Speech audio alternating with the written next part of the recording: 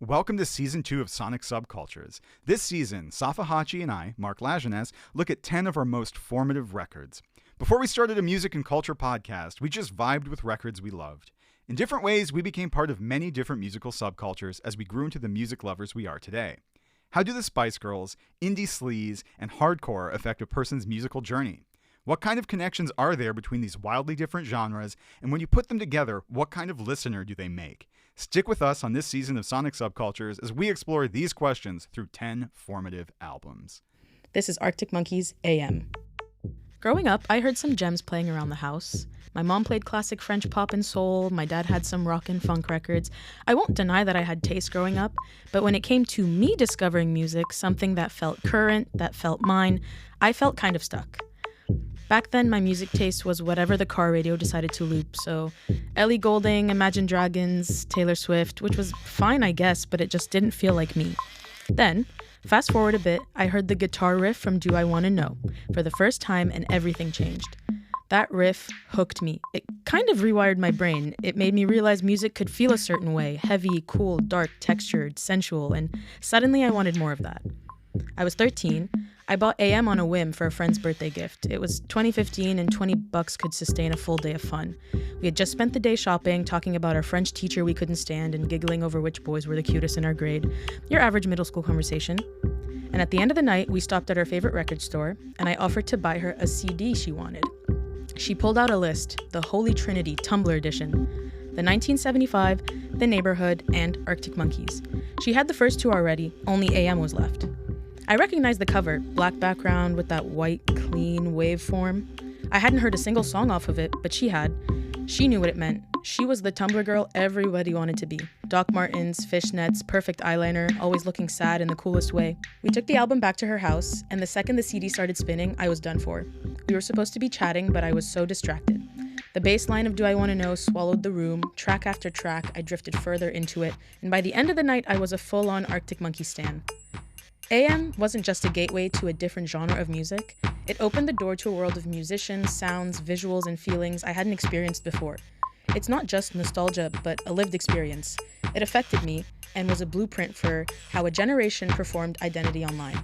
So in this episode of Sonic Subcultures, we're going back to the beginning, to the album that pulled me out of radio pop and dropped me headfirst into indie sleaze, internet girlhood, and aestheticized emotion. This is a story about taste, about digital memory, and about how an album can be more than just music.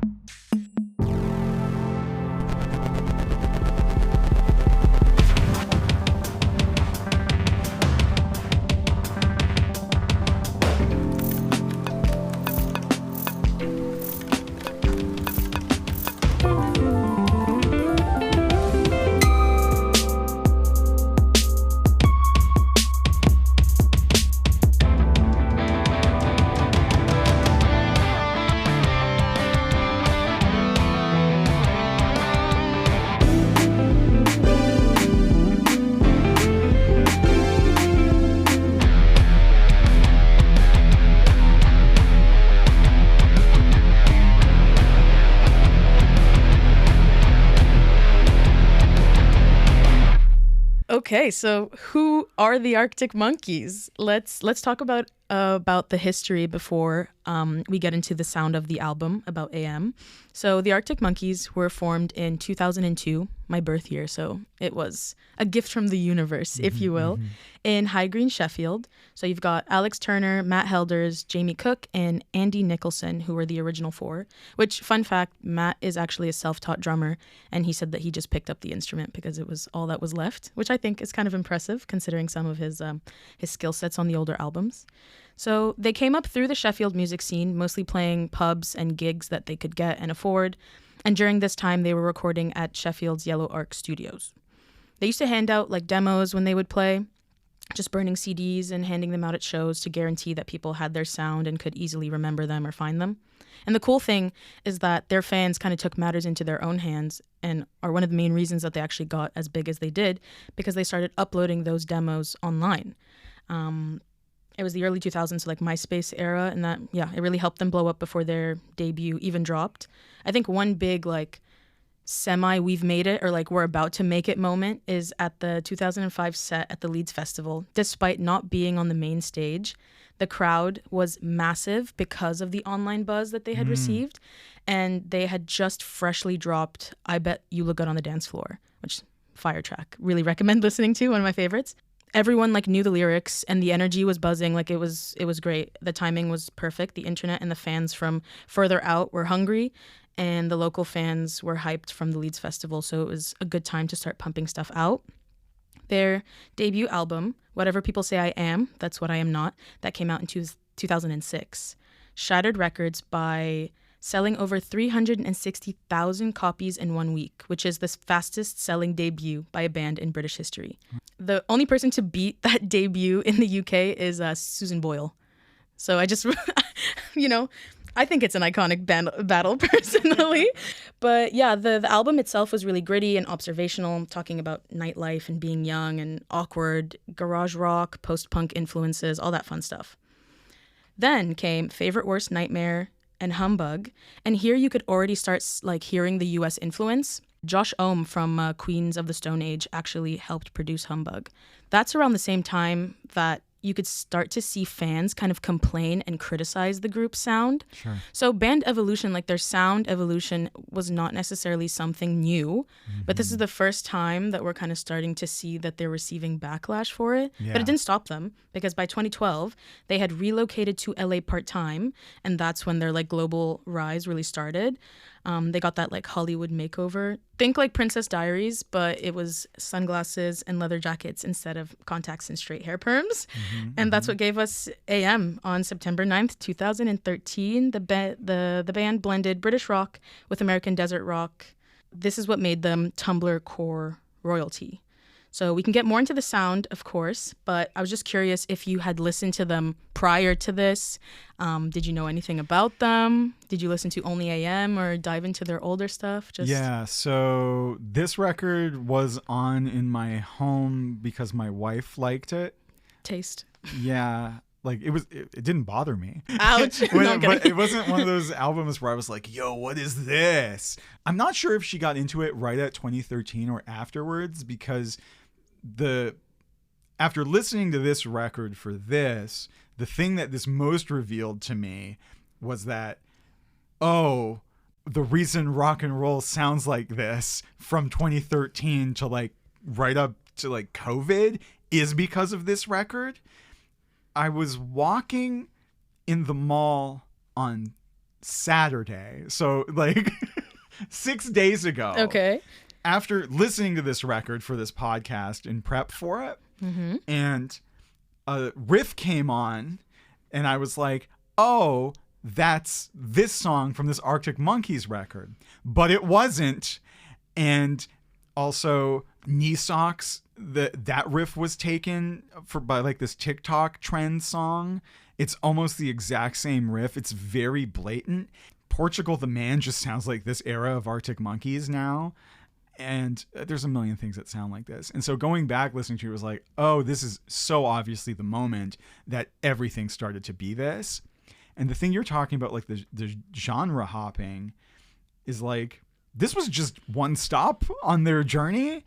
And it's kind of a bummer that a band that did manage to keep evolving and like doing art, which is what they did, kind of damned if you do, damned if you don't, because of the success of this thing, and also making it in the first place, because they keep changing their sound from record to record, right? I listened to one other record, one of the later ones, because a colleague of mine was like, I really hate that they became lounge music. And I put it on and was like, yeah, but I think this is what they always wanted to do, in that whatever idea they have at the moment, they just want to write it.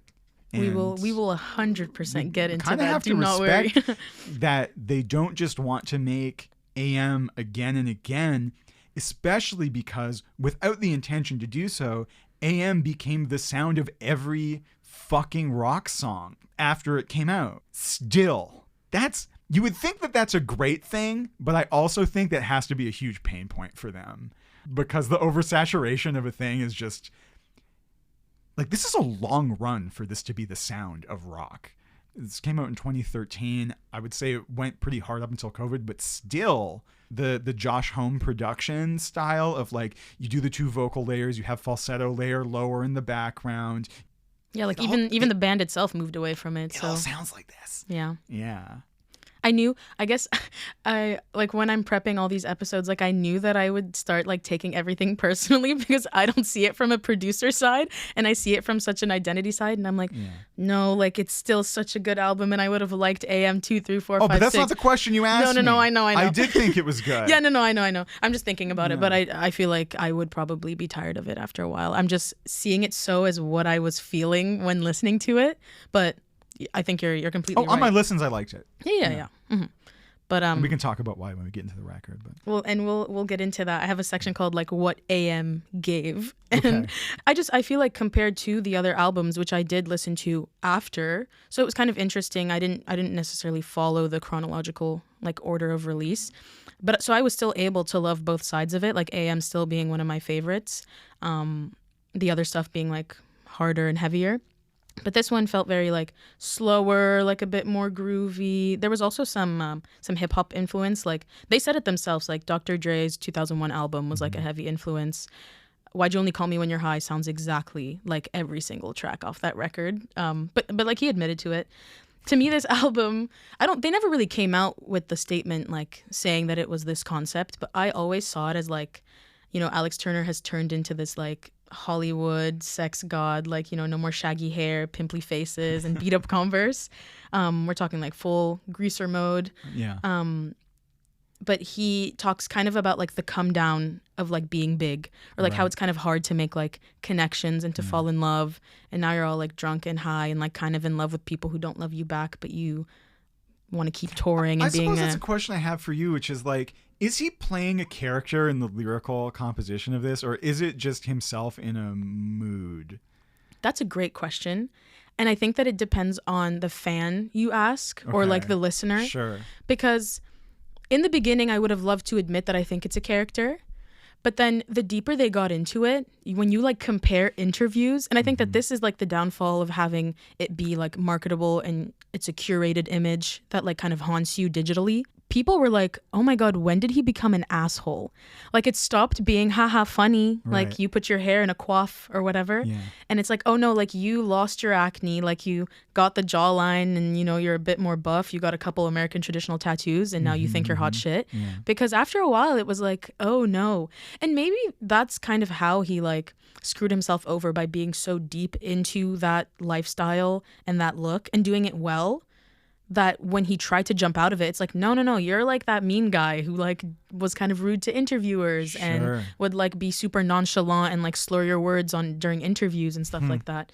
So I never thought about it like that, but I was those people who would say like, no, definitely, it's just an act. And then looking back into it, I was like, oh no, like I think I don't have a ton of the meta context around this record. My only possible gripe with it, but I don't know if it is because I don't know what I'm looking at, was lyrically, I don't particularly like this guy. And I don't know if that's the goal or if this is a guy just putting his feelings onto paper in like singing those words for his band. I can't tell which is which. And if it's a character, I'm like, cool art project. And if it's the guy, I'm like, wow, you kind of did a lot of damage, not just to the people around you that are inspiring these songs. But I mean, if we talk about like the Tinder sphere and just the quality of gentleman that exists as a rock and roll icon, lyrically, it really does seem, if these are the values, I mean, again, he's not pulling them out of nothing. He's tapping into something that already exists. And also maybe part of the draw is that, like, I don't know, a like-minded male listener can go like, oh, this is just my mood, right? And that's what it did do. Yeah. Well, I know. Yeah. I regardless of if he's playing the character or not, but in terms of how much I like this thing, I think depends really heavily on, is this you? Because if it is, I think it's what he wanted to be. Because if you think about the actual timeline of the album, it's released before he started acting like this. So in a way, he's like writing about like, oh, what would it be like to be in this life And some of the even like the come down songs, when I don't want to say sympathize with him, but when you're starting to understand more, because it kind of peaks. It kind of starts off with like, I'm a hot shot, I'm a baddie, like look at me.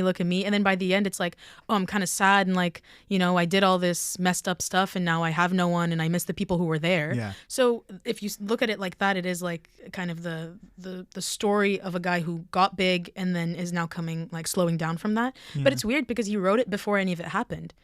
But then it was kind of prophetic because then he lived it. Yes, but they were still a large band by the scale of success when you measure musicians.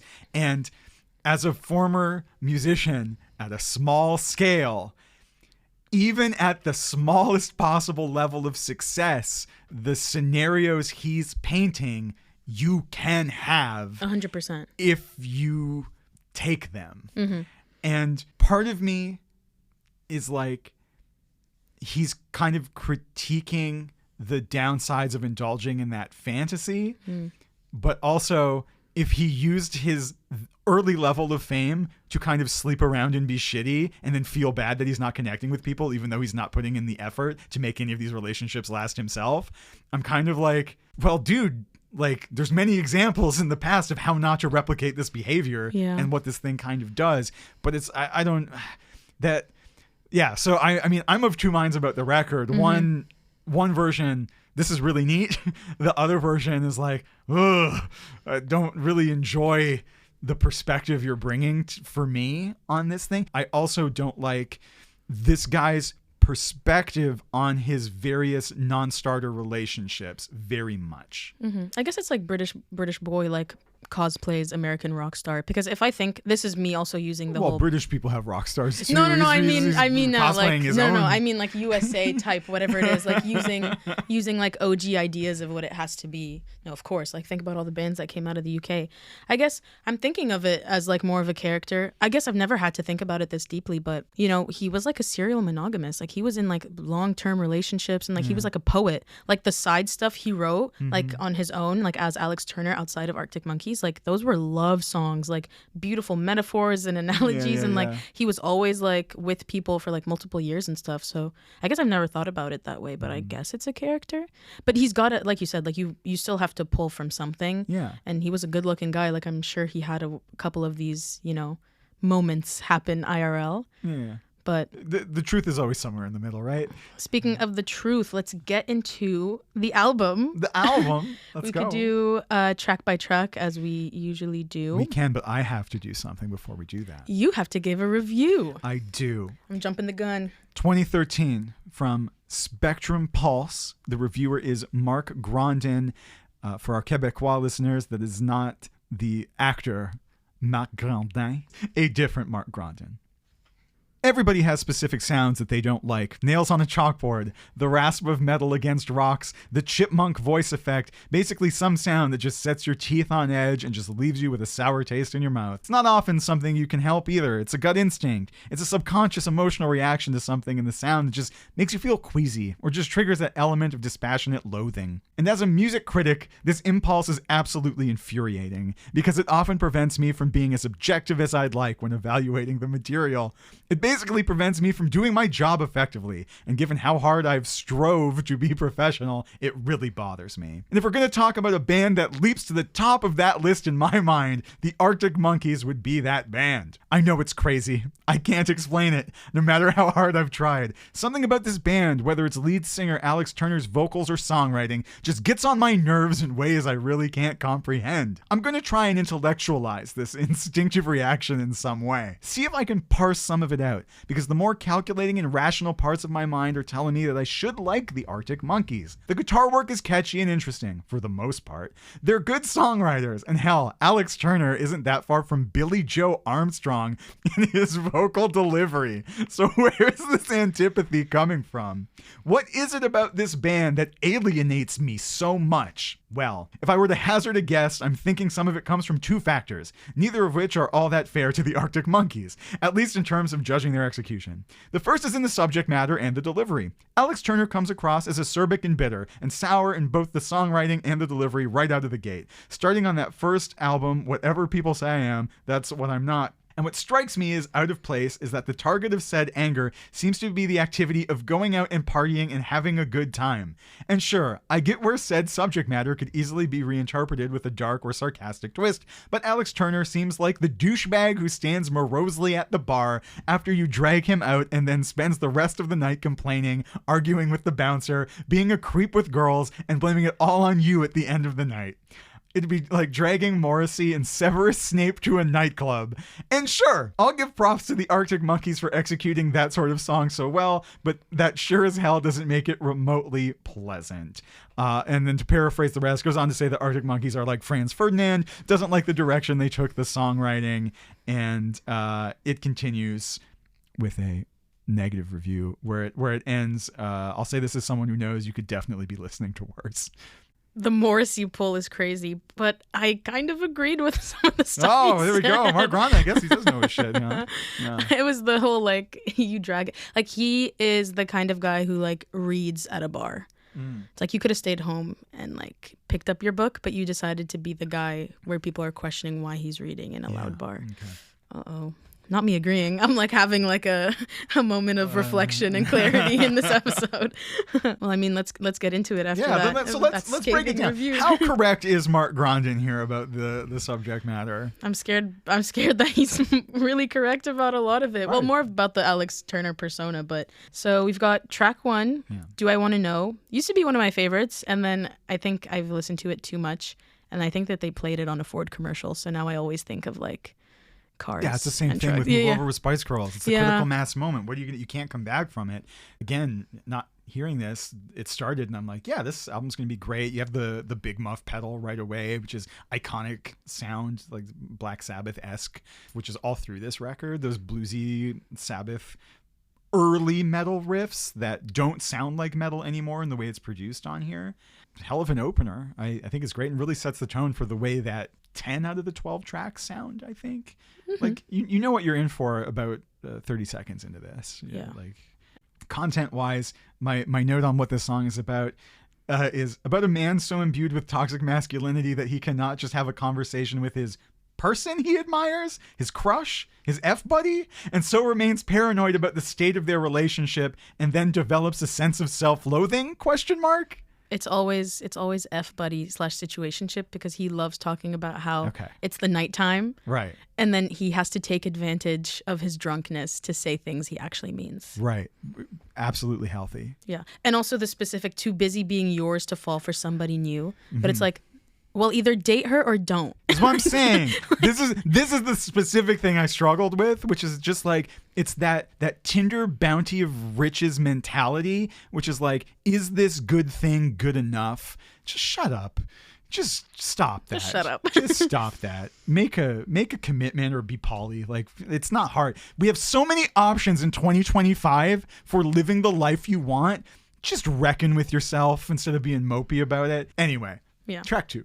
Track 2. Are You Mine? This one, oh my God. 13-year-old me was like, this is heavy stuff. Like, I felt like a punk rocker, like putting this on my iPod Nano. But I don't think that's an L take. The record is heavy. It's heavy in the way that Josh Homme, I think, is involved in this as well. He's on a track. I can't remember which one, but he's definitely. I want to say One for the Road. I think he's in the background. That sounds like the one he would be on.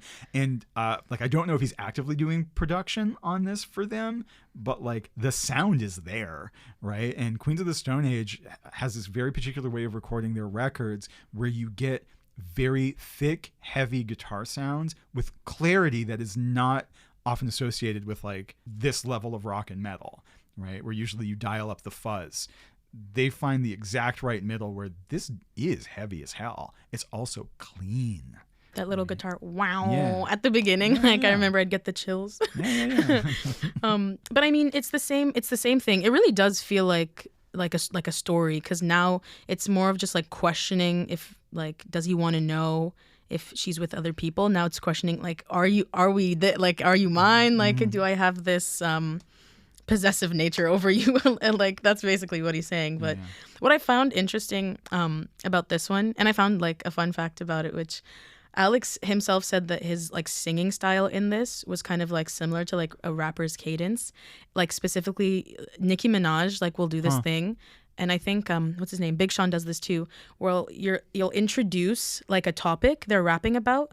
So you'll say the bar before introducing the topic. So like she says things like it's going down basement. Right. And he said that he literally like uses this thing because he's like, I'm a puppet on a string, Tracy Island, and then like keeps going off of that. So I thought that was kind of interesting that he's got that. I wouldn't say hip hop influence necessarily, but he's taking it from. I you gotta say, for like my critiques of the lyrical content, the form is good. Like the songwriting is good. It's all catchy as hell, and lyrically he's doing weird stuff.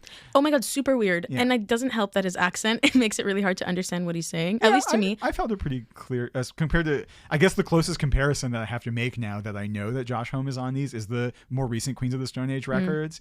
I tend to find him more legible most of the time. Fair enough. I remember being young and being like, I don't know what he's saying, but this is cool. But that's part of the beauty of music. Yeah. That's it's not a bug, it's a feature. It's like I don't know what he's saying there, but I think it's this, man.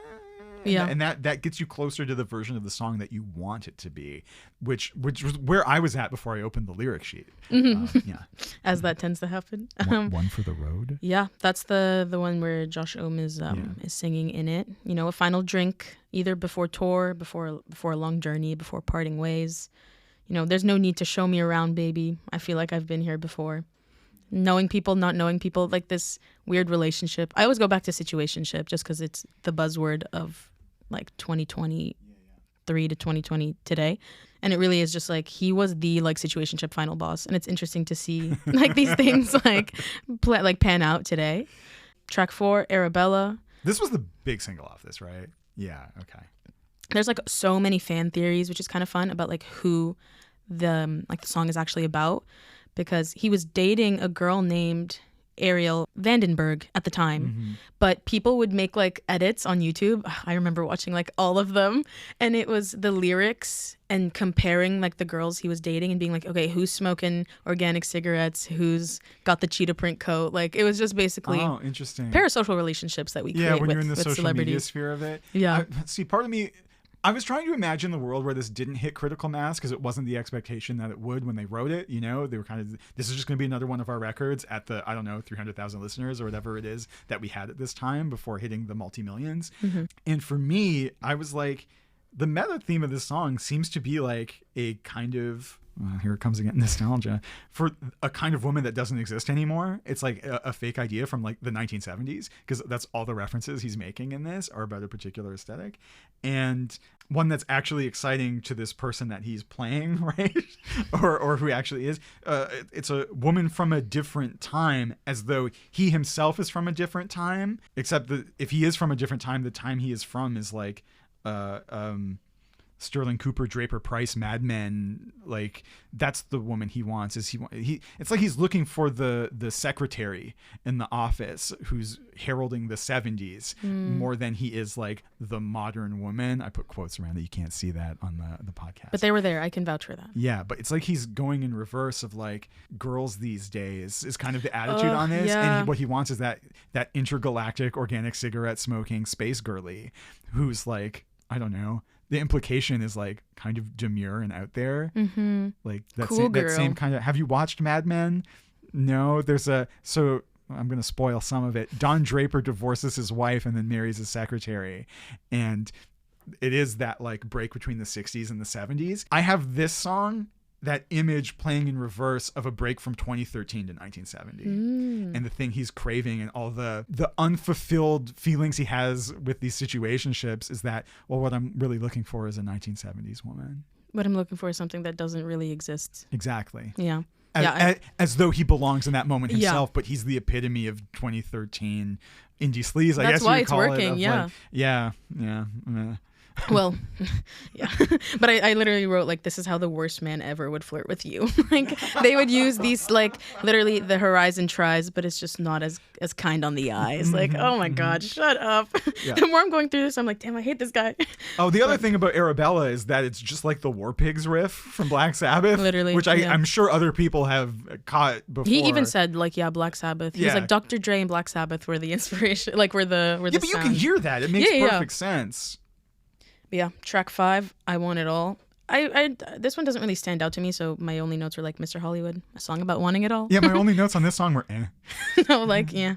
It's transitional, but again, this is one of those meta production things. After you have a single, like jam track, you dial it back, change the tone, and then reset so that you can hit those highs again. It's like when you're writing a movie, right? After the climactic scene, first act ends, you gotta drive it back up. Yeah, and it works perfectly for that because I remember it not sticking out when I had different favorite songs, and now 10 years later, I can't believe I get to be that person now that's like decade old, like 13 to 23. I didn't really think about it like that. It's very interesting that both this record and the one that I chose for our first pair, it's like that's the age we were. Yeah. Because that's when you start to develop your first inkling of taste, right? Well, one could argue that my Spice Girls was the last inkling of not taste, but I don't.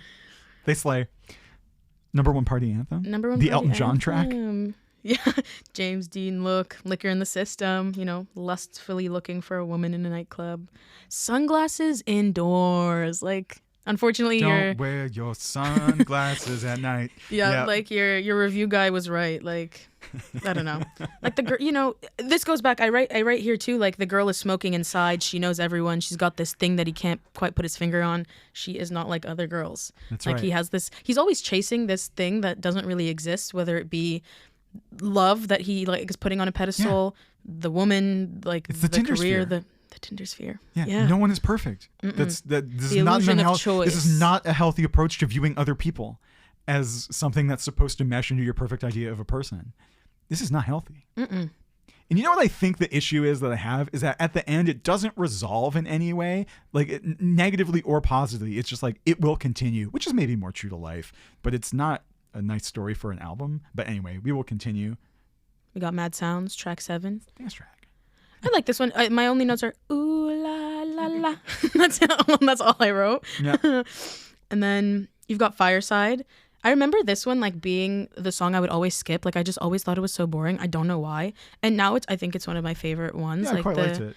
I like the little stringy sounds like in the back, like the wow wow. Yearning and Lingering, which favorite thing to do, favorite pastime. I just have longing for a past relationship or being in the middle of one and either like leaving or not. Like this, I'm not going to make up my mind. The constant fence sitting, it's more of the same. And also I think it's at this point where for the most part, the record starts to really just sound like track 1 again. But you said something in the introduction here about like being able to just kind of soak this album in. And I was thinking about this in relationship to the Spice Girls one as well, where even though those tracks like genre hopped, and this really doesn't, except for like the Elton John diversion, Number One Party Anthem, like for a 13-year-old, that's really good because it lets you, this could be one big song where most of the riffs are the same. Like the riffs are good, but they're not super distinct from one another. Tonally, the guitar texture is relatively similar. A bunch of tracks have the same falsetto. That's the drummer. It's the drummer? Yeah, because he does them live too. Yeah, he does them live. Yeah, that makes sense. Because they're not changing the palette or really the beats all that much. Like they speed things up, they slow things down, but you're getting standard rock beat 4/4 or whatever the whole time with blues riffs. It lets you, when you're much younger, just soak it all in over an hour at low intensity and just absorb the mood of that. Whereas I think if you're older and you're used to this more, whereas you're talking about like the skips now, it's just like, yeah, because you've heard this already on this track before. And it's not actually doing anything new. There's no variation really. It's pretty much the same thing. Lyrically as well, that's also happening. But that's not necessarily a con. As we grow up or our taste evolves, maybe it's a con, but it also just lets you absorb the thing. Yeah, it was like digestible. I remember it being one of the first like no skip tracks because it just felt natural. Like I can let the CD play so much so that it scratched up and got stuck in my car, and it was all we could listen to to a point where now my mom can recognize Alex Turner's like accent. But hey, yeah. But why you only call me when you're high? My only note is literally preaching to the choir, Alex. It really is like, and I'll talk about it later with my Tumblr argument of like feeling like you just relate different, like you can relate to songs and stuff. Like it so is like the package deal. He's referring to himself here, right? Like in the way that I read the lyrics, he's calling someone, and her response is why you only that's call her me response. when you're high. And so he's writing.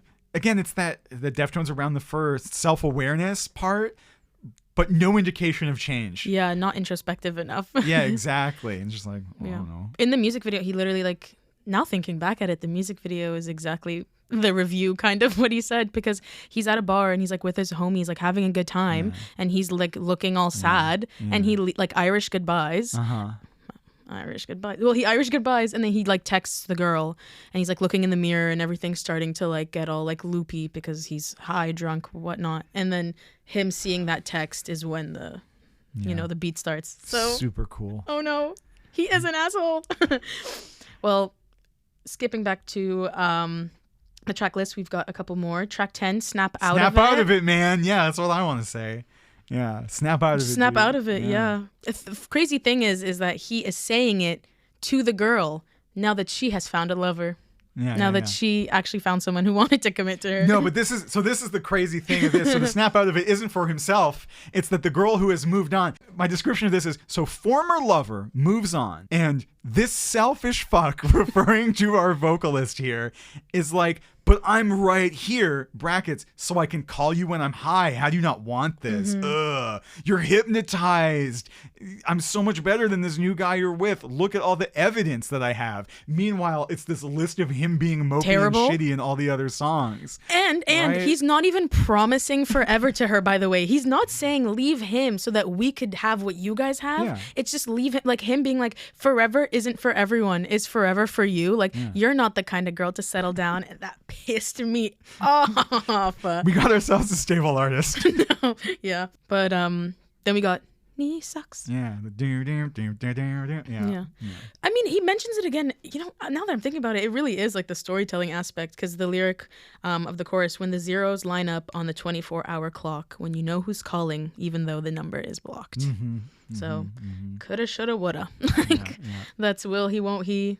But anyways, and then we go to something which I thought was the most romantic song to ever exist. Track 12, I Wanna Be Yours, because there's nothing better than being compared to a rusty car and a coffee pot and a vacuum. I can be your vacuum? But Cool. Yeah, that's really looking, I guess my final thoughts are now looking at this low-key modern dating era soundtrack. Yeah, but again, it's when you're young too, I think when you are lacking the perspective, this can represent the environment you're about to enter into, maybe with like aspirationally. This was never my kind of lifestyle. This is never my jam, but there are adventures to be had, especially if your personality is like, these are the kind of adventures I want to have to find a partner or not, right? Just to live. This is what I want. Which isn't the fault of the art itself, but it's when it gets to the point of critical mass and reflects the current culture so clearly without any kind of critical perspective on it. Unless, again, if it is pure performance, then the whole thing is itself the critique. It can always be both. It's hard to tell, because in the discourse, both like the reviewer that we talked about and then looking online, it's unresolved, and I guess the art should be unresolved.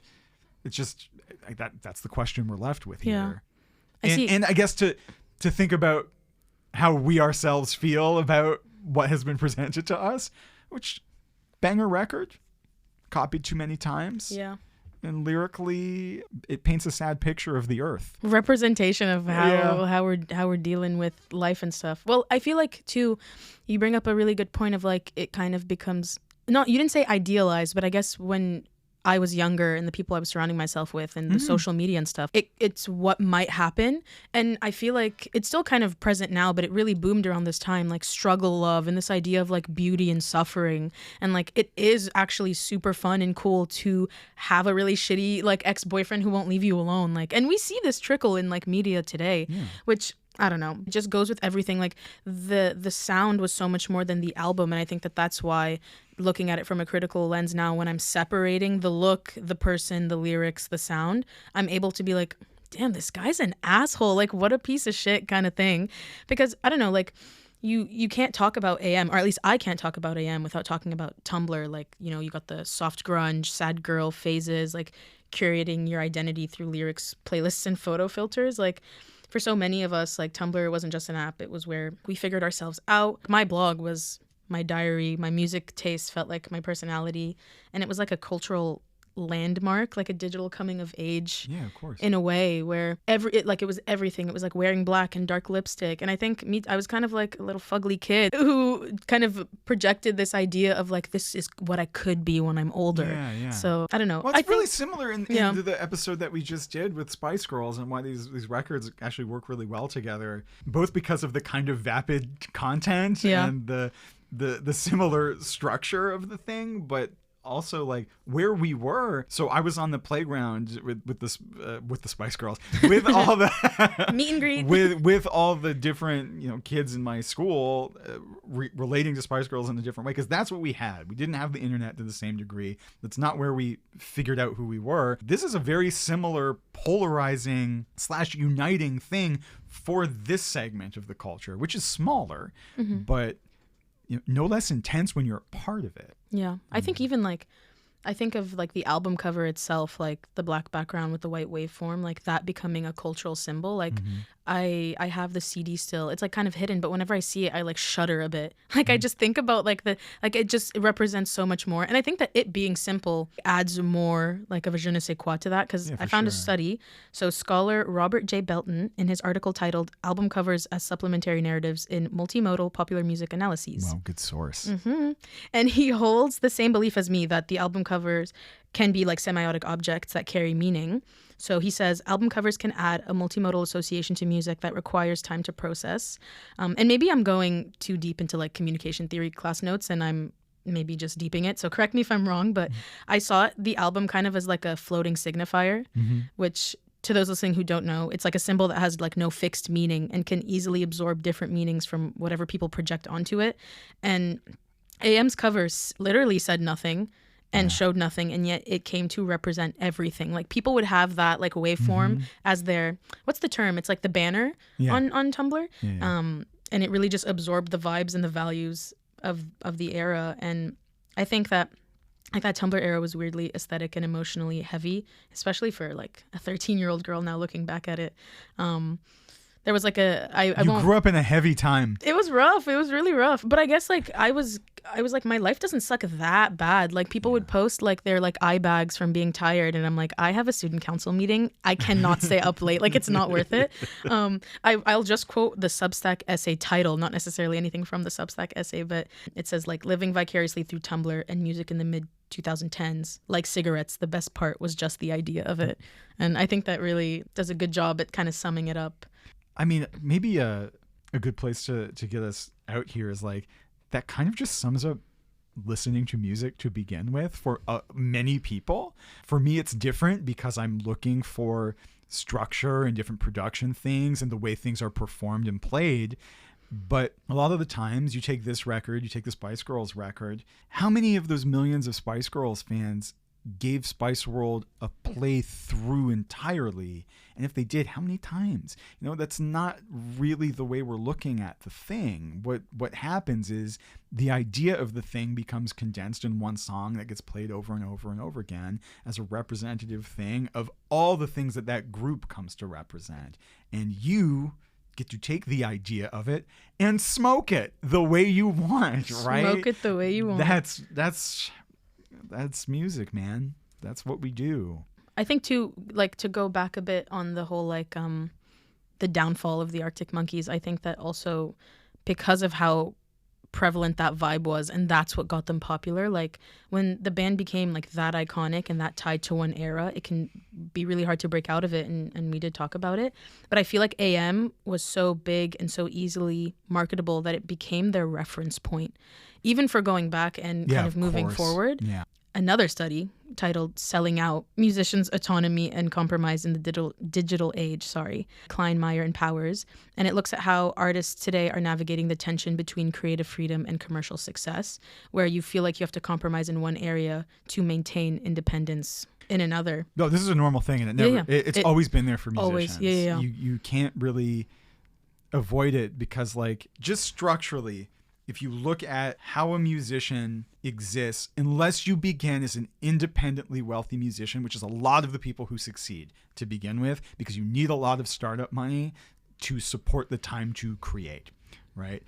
If you are not in that bracket and you get to a point of success, you have this really difficult choice to make, which is, do I continue doing my art, or even if we want to get more granular, as I'm writing up these songs, what parts call back to the sounds that got me popular? Because to continue being an artist, I now have to keep the people I have interested in me, because I need money to live, right? And so that's success produces an impossible position for any artist, and it's really challenging. And I think the answer should always be just write the music you want and hopefully people follow you, but that can't always be the right answer. And the people writing the stuff, that like royalties often are not enough to live on anymore. Like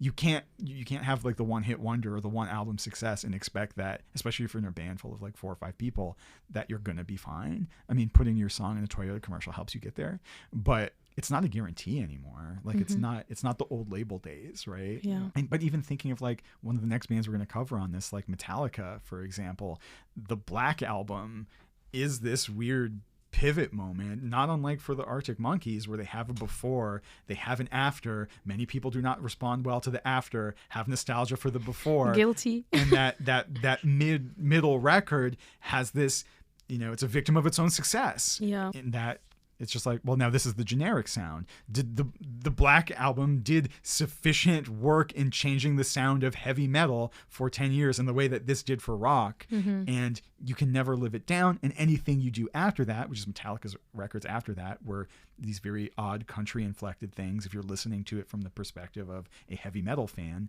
that were not received well, are still looked on with mixed, like some people really love them and some people really hate them, which is not unlike the exact Arctic Monkeys trajectory, right?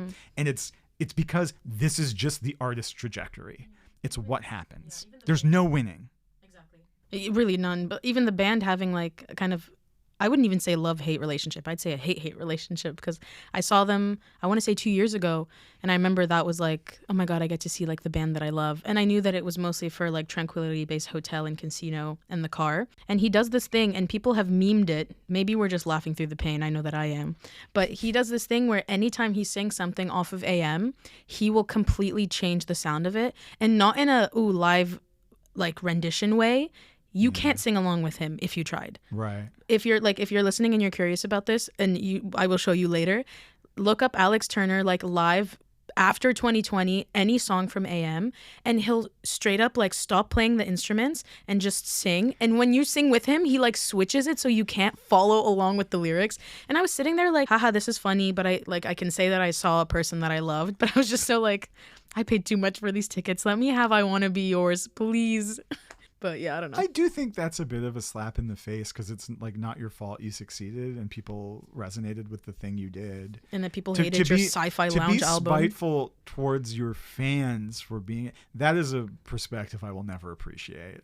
And if that is the case, I maybe relate more to the review than I thought I would. After this conversation, I think me too. Hey, musicians, you can just be nice. Like, it's fine. It's okay. Do you have any final thoughts before I conclude the episode? My final thought is that I preferred Portugal the Man's Woodstock. Oh. I mean, hey, after the way this episode went, like, I feel like I can't even defend Mr. Turner anymore. So maybe the real question isn't whether AM is still relevant or whether Arctic Monkeys ever fell off, but maybe it's what happens when, I guess, an album or an artist outgrows you, or when you outgrow the version of yourself that loved it. I've been asking myself, did I love the music purely for what it sounded like, or was I also kind of in love with what it represented? I feel like I was angsty, but I guess not enough for it to like cover on. And my music taste has evolved so much, and I think that being able to criticize lyrics and actually understand what people are talking about is impacting how I relate or appreciate or not appreciate anymore. So that aside, what did you take with you? Like, what do you still have from this record that put it on the list? I think it really is the reason that I can say that I have better music taste, because it was from that I got into the White Stripes, and then I'm asking my parents about Black Sabbath, like, and then getting more in, like, and then Metallica, and then you're getting more into your own independent music tastes, and then Spotify radios put you on like a plethora of things. Like they were my Spotify top 1 for 6 years in a row, to be dethroned by Deftones. Yeah. Right. So I feel like that kind of shows it. So this will always hold a special place in my heart. I think at least the sappy nostalgic part is because of how important that time period was for me in terms of discovering music and self-discovery. And I think that 13-year-old me would be like, she's cool. Like, she's cooler than Arabella. I would like to think that she thinks that about me. But also just musically, I think that it opened up doors for just better music and just being more in tune with what I like to like hear from instruments. And I'm like, maybe I do like when it's a more like fuzzy guitar riff. Maybe I like, you know, a drum break that lasts a minute and a half. So it'll always be special for that reason. Now looking back, it's crazy. Like, I'm dissecting more of the cultural part, and I'm like, I'm really glad that younger me was a bit too busy with school and a bit too awkward to like try to live this life and just take the music from it. But unfortunately, I will keep loving this album. Not unfortunately, I mean, I'm being extra, but just love what you love. Yeah, that's what it's all about, right? Oh yeah. Sonic Subculture Season 2. See you next time. Thanks for listening to Sonic Subcultures, part of the Media Resonance Network. You can check out this and other podcasts about media and culture on the Media Resonance YouTube channel at MediaResonance.com and, of course, on Spotify. Wherever you get our content, don't forget to like, subscribe, and follow. And hey, tell your friends. Thanks for listening, and we'll see you next time. Also, you can support us on Patreon. You can find us at patreon.com/themediaresonance.